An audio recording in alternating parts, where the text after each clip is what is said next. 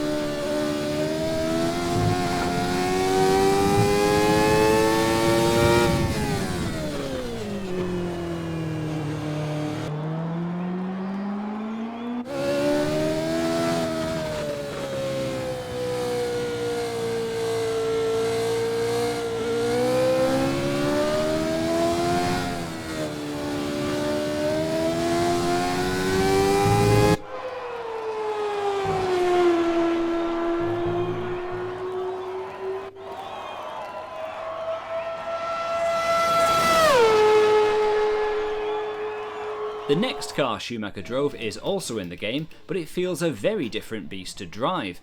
That's partly because in 1995 Benetton swapped Ford V8 power for a Renault V10. Schumacher won his first race as world champion in Interlagos in that car, and as this lap shows, the track layout has hardly changed at all in the 25 years since.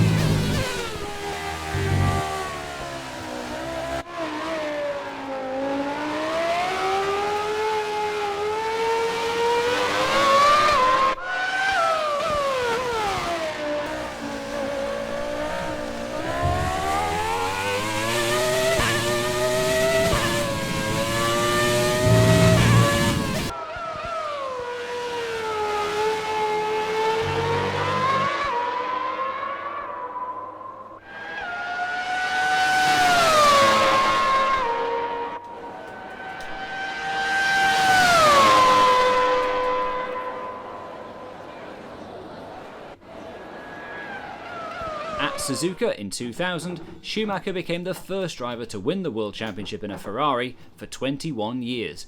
So there's no better circuit to sample the car he scored his third title in 20 years ago.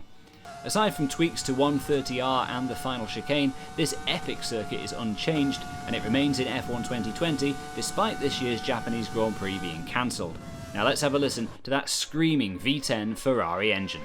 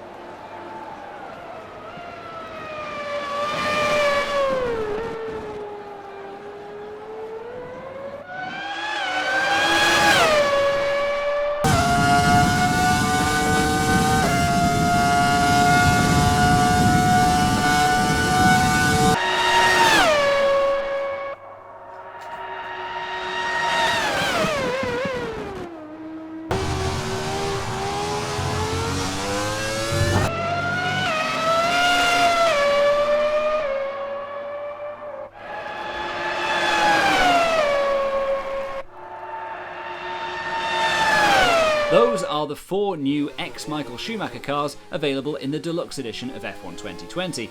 It also allows you to play the game 3 days before its official release.